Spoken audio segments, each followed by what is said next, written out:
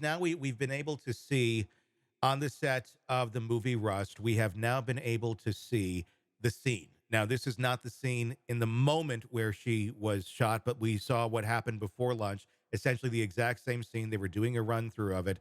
This wasn't a case where he's just walking around the set pointing the gun at bang, I got you. You know, this was, I mean, that would be reckless. That would be like, yeah, you're going to go to jail for this because there's no reason you should have been doing this. But we see the scene and it's much more understandable. Okay, how odd this was. He's literally pulling the gun out of his jacket, you know, and then he's supposed to cock the revolver itself, which he does, and we see it happen successfully in those initial clips of the movie. Unfortunately, when this took place, it was the exact same scene. He pulls the hammer back. He claims he never pulled the trigger, but somehow the gun does go off, and you got to figure you were cocking a gun. Things can go wrong in that sort of situation. But to that point, um, does that scene, now that we have witnessed it, does that play more into his favor, helping the jury better understand just how innocuous the scene really was, versus just going, he shot her on set? Oh, totally. I think it really shows kind of the build up, the orchestration of the scene. This is a contrived, planned out thing. It's not something that he was just doing willy nilly, joking around on the side. It was something he was told to do, and he was told that the gun was already inspected and that it didn't have actual bullets. Yeah, it's an interesting one to watch. Would this be going on if this were not Alec Baldwin? If it were, Joe Actor, who no one knows, he's just on set, he's doing a scene with a gun, and this exact same thing takes place. Would there be this much of a call to prosecute someone? And let's say he had the same role. Let's say he was a producer too, but just an unknown person who nobody had any idea. Do you think this would be going on the same way? It's an important question because Alec Baldwin is a polarizing figure. He's Hmm. politically polarizing. He's made some enemies, surely. And so, is he getting kind of a raw deal that another actor might not get? There have been tons of incidents on movie sets, and to my knowledge, certainly not all of them have resulted in criminal prosecution. So why now? Why here? Why Alec? And I think that's what a lot of people are asking. Now, we've already seen two people go down for this. Obviously, Hannah Gutierrez and David Halls, the assistant director. David Halls has admitted, like, I didn't check the bullets as well as I should have, and he's faced his charges for it.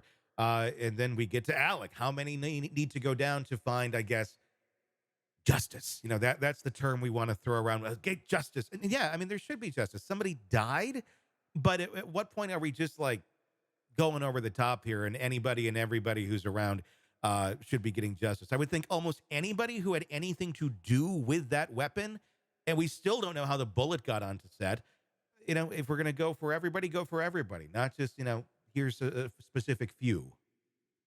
Yeah, no, I hear you. It's kind of a slippery slope thing. It's like, do we go to the director next, the Hmm. producer, the movie studio? Like, how far do we take it on the criminal side?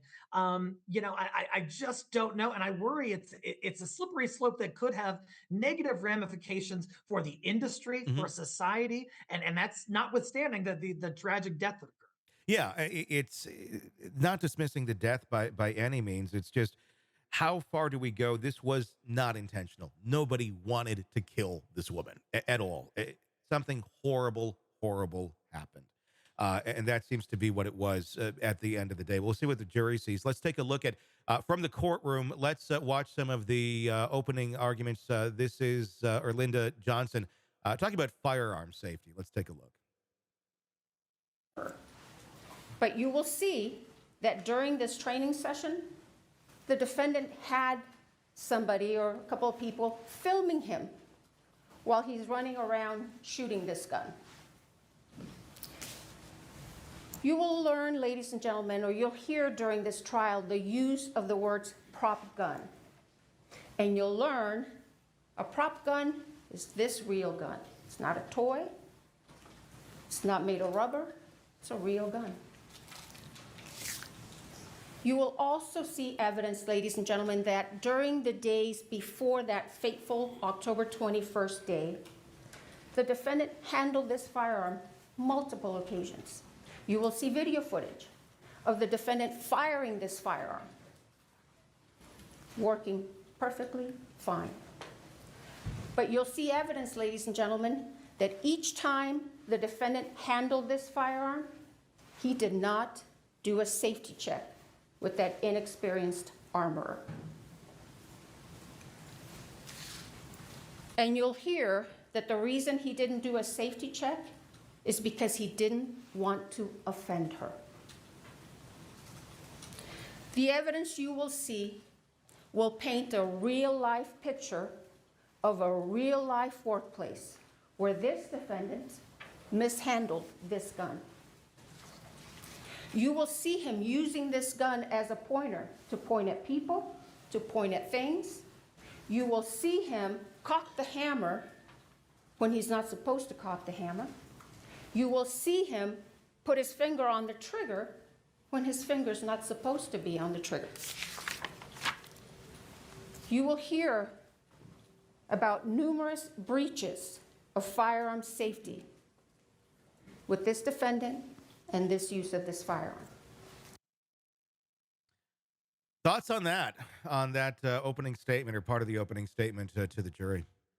You know, the prosecution has a compelling point in that, all that was required to prevent this death was the bare minimum in terms of firearm safety. You don't point a firearm at anything or anyone unless you intend to destroy it. You don't put your finger on the trigger unless you have checked it first and you know that it is safe. There are kind of these basic fundamental measures that really anyone should take if they're handling a firearm. They're going to argue Alec Baldwin didn't take that, and that makes him careless and potentially liable criminally. How much does the fact that the firearm has been destroyed by the FBI hurt the case of the prosecution, which should have never happened? That to me is just an idiotic move by any stretch of the imagination. They examined the weapon. They were trying to test it for different things. And let's do one more. Let's take a mallet to it. Let's hit it. Let's break it up. The firearm wasn't ever dropped. That's not even part of the case. It wasn't like it was hit, or the test didn't even make sense. Why would you be doing this test to this weapon? And now we don't have the weapon. The defense can't take that weapon, which they have every right to, since the key piece of this, to their own experts to have it looked at and identified and see if it's in working order, if there's any sort of issues. Only the prosecution got to do that, and then boom, it's gone. Sorry, you can't look at it.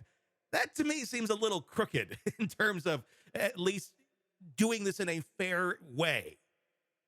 Tony, how moronic of law enforcement to do what they did. Because here's the thing, the defense is going to argue that Alec Baldwin did not pull the trigger and the gun misfired.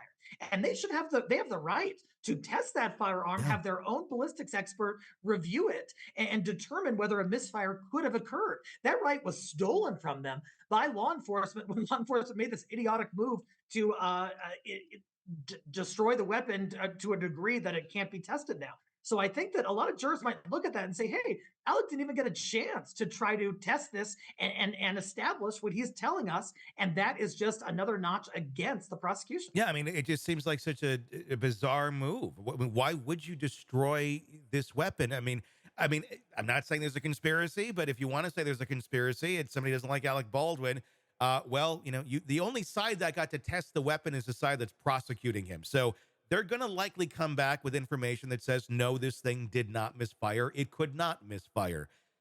Any weapon can misfire. No weapon is perfect. That's the thing. At the end of the day, there's not a perfect weapon out there where something couldn't go wrong with it. But now it couldn't even be examined. It just doesn't make any sense. At the worst, somebody intentionally got rid of this thing because maybe they feared what could be found on it. At the least, it was just gross negligence and incompetence on that point.